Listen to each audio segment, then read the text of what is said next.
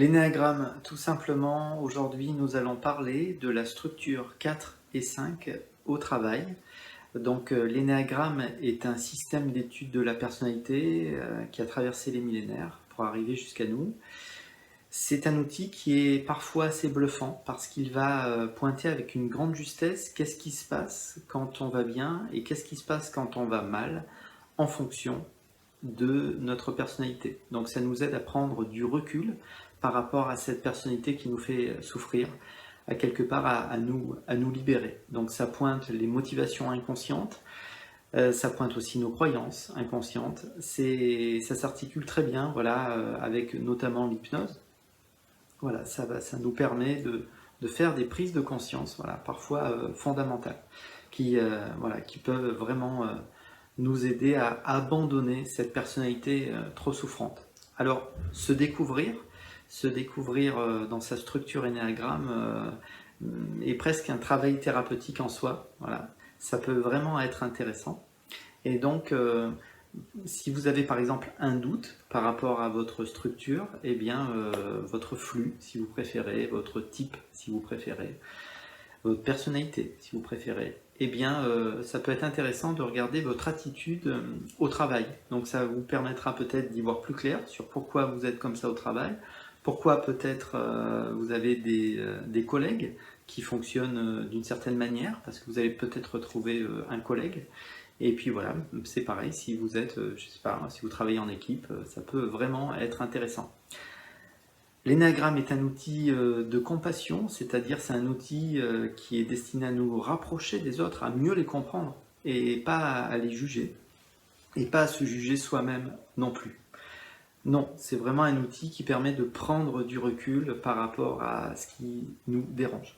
Donc, quand on n'a jamais entendu parler d'énéagramme, c'est un peu déroutant parfois d'entendre la structure 4 se désintègre en 2, le 5, comme si l'humain était un numéro. Non, on n'est pas un numéro, mais on emploie des numéros pour mieux se comprendre, pour regarder finalement avec plus de précision, avec plus de clarté qu'est-ce qui se passe. Parce que notre personnalité finalement n'est pas toujours là, même si dès que l'on ouvre les yeux, on vit au niveau de la personnalité. La personnalité, c'est tout ce que vous mettez derrière je suis. Voilà. Eh bien, être est toujours là, et lorsqu'on est dans le sommeil profond, électroencéphalogramme plat, ça respire tout seul, le cœur bat tout seul, il y a des milliers d'échanges qui se font au sein de l'organisme tout seul, donc il y a bien quelque chose qui est là, indépendamment de la volonté du personnage. Il ne faut pas confondre le personnage, qui est finalement l'histoire personnelle que l'on porte, avec l'organisme. L'organisme est là, il fonctionne, c'est ok. Et la personnalité, encore une fois, c'est tout ce que vous mettez derrière je suis. Et je suis Benoît, je suis Sylvie, et ceci et cela, et j'ai vécu ça autrefois, et j'aspire à ça dans le futur. Voilà, ça, c'est la personnalité. Et donc, l'énéagramme nous permet de prendre un peu de recul avec la personnalité qui fait souffrir. Et voilà, encore une fois, ce n'est qu'une simple invitation. Si l'énéagramme ne vous intéresse pas, vous avez sur le site des vidéos qui parlent d'hypnose, qui parlent aussi du fait d'être, tout simplement, toujours un peu plus ici, avec peut-être l'espoir de se réaliser, de réaliser ce qui est toujours là. Voilà. Bon, revenons à l'énéagramme. Et donc, on va parler de la structure 4 et 5, voilà, de manière la plus spontanée qui soit, de la structure 4 et 5 au travail. Donc, le 4, alors la structure 4, la personnalité 4, si vous préférez, c'est, on pourrait dire, une montagne émotionnelle. Bien sûr, si elle va bien, cette structure 4 va vivre de moins en moins d'émotions, elle va vivre ce qu'on appelle l'équanimité, c'est-à-dire elle va se sentir bien quelle que soit la situation. Lorsque cette structure 4 va se désintégrer, elle va devenir dépendante, elle va prendre les défauts du 2, mais on pourrait dire lorsqu'elle vit son flux, voilà, entre guillemets à niveau moyen, parce qu'il n'y a pas de personne moyenne, mais à niveau moyen, lorsque la structure 4 vit son flux, eh bien, elle va vivre une montagne émotionnelle. Elle a besoin de vivre des émotions. Elle se sent unique, elle se sent souvent incomprise, elle se sent différente. Et elle tient un peu à cette différence, même si elle en souffre. Donc elle a besoin d'être reconnue dans sa différence. Et elle a besoin que ses émotions soient prises en charge. Et donc, le 4 au travail, eh bien, va avoir besoin que que ses émotions soient reconnues par les autres. Travailler en équipe risque de ne pas être forcément facile, voilà. Il risque d'être toujours un petit peu à l'écart, voire de se mettre lui-même un petit peu à l'écart. Il a une aile en 3, donc l'aile en 3 c'est ce qu'on appelle entre guillemets le compétiteur, donc il a envie en même temps d'être le meilleur, il va peut-être s'investir très fortement. Avec son aile en 5, il va avoir besoin de comprendre les choses des fois, et donc il risque d'avoir du mal à rester à sa place, il risque d'avoir des difficultés à travailler en équipe, voilà, parce qu'il a besoin encore une fois d'être reconnu dans sa différence.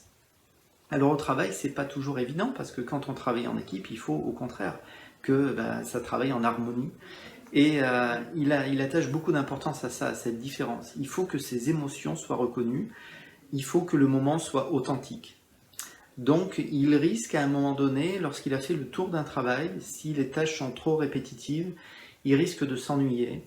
Et si il s'ennuie, il risque de vivre une de ses problématiques majeures aux 4, c'est ce qu'on appelle la banalité, même si c'est assez inconscient. Et si son travail commence à devenir trop banal pour lui, eh bien, il risque de se sentir vraiment mal à l'aise. Donc, lorsqu'il va évoluer, il va prendre les qualités du 1, il va devenir précis, cadré, voilà, dans son travail. Mais encore une fois, il va avoir besoin à quelque part qu'il soit reconnu. Voilà. J'insiste parce que c'est vraiment ça, reconnu dans sa différence, dans son originalité. Voilà. Donc là, tu es dans l'exemple d'un travail en équipe. Il est parfois à l'aise quand il est seul aux commandes, à quelque part. Il a du mal à être dirigé par une autre personne. On va pas se mentir, c'est pas forcément simple pour lui. On va le retrouver évidemment dans toutes les professions, mais on va le savoir à l'aise, on va curieusement le trouver très à l'aise dans tout ce qui est l'ordre du soin, de l'accompagnement. Ça peut sembler fou à premier abord parce que c'est quelqu'un qui vit beaucoup d'émotions, donc il y a une forme d'instabilité, parfois il va bien, le lendemain il va mal, vous pouvez le voir pleurer, bien sûr c'est une caricature, vous pouvez le voir pleurer et vivre un drame et 2 heures plus tard être très joyeux. Donc la personne se dit mais il ne peut pas être dans l'aide, c'est pas possible, parce que dans l'aide il faut être stable et il n'a pas cette stabilité. C'est très curieux de le voir très stable pour les autres. C'est comme si quand il était en rapport avec la souffrance des autres, eh bien il était comme un poisson dans l'eau, parce qu'il la connaît bien cette souffrance, il la vit cette souffrance. Cette souffrance elle est due aussi plus ou moins inconsciemment à cette banalité. Il a besoin que la vie soit riche d'émotions. Et il a du mal parfois avec trop de banalité. Il a du mal avec la platitude de la vie. Voilà. Donc, lorsqu'on a par exemple une personne qui souffre, le moment devient fort, devient authentique. Et là, il est tout à fait à sa place. C'est curieux, c'est sans doute curieux à voir parce que certaines personnes qui connaissent le cadre et le voient très fragile se disent il ne tiendra jamais le choc dans telle situation. Et curieusement, il est là, il est très stable. Et ça, c'est assez curieux sans doute à constater. Vous le retrouverez aussi, le cadre, dans plein de professions, dans toutes les professions, encore une fois. Mais finalement, partout où il va pouvoir mettre en avant son originalité, voilà, ses émotions.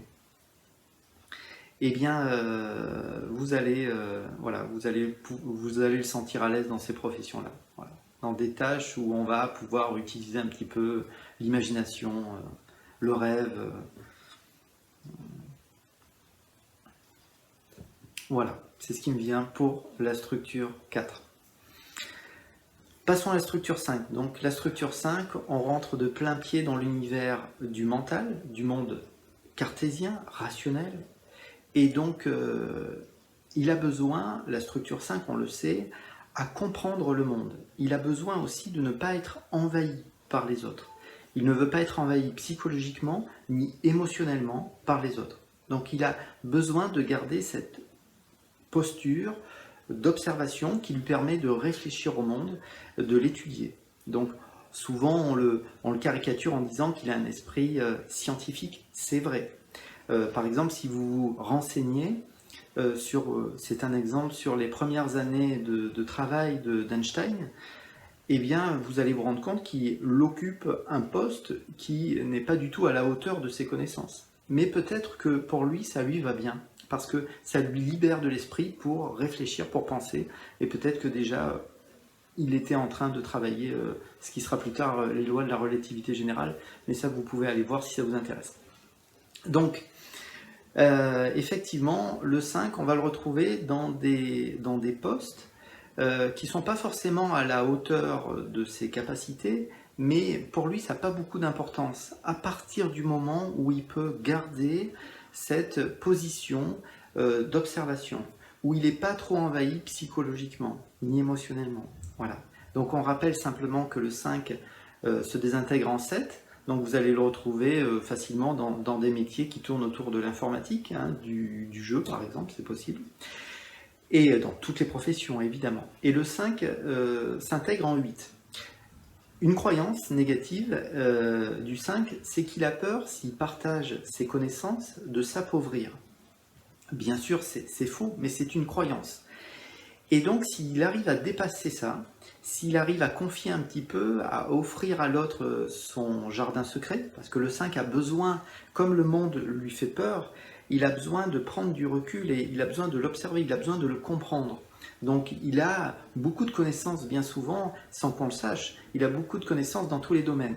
En évoluant, entre guillemets, la structure 5 s'intéresse parfois en profondeur à un domaine, et donc s'il dépasse cette peur de s'appauvrir en confiant ses connaissances aux autres, eh bien il va prendre donc le 5 en s'intégrant les qualités du 8, il va devenir ce qu'on peut appeler un boss. Vous allez le retrouver par exemple, c'est un exemple, mais sur une estrade, en train de parler avec brio de choses très importantes. Voilà.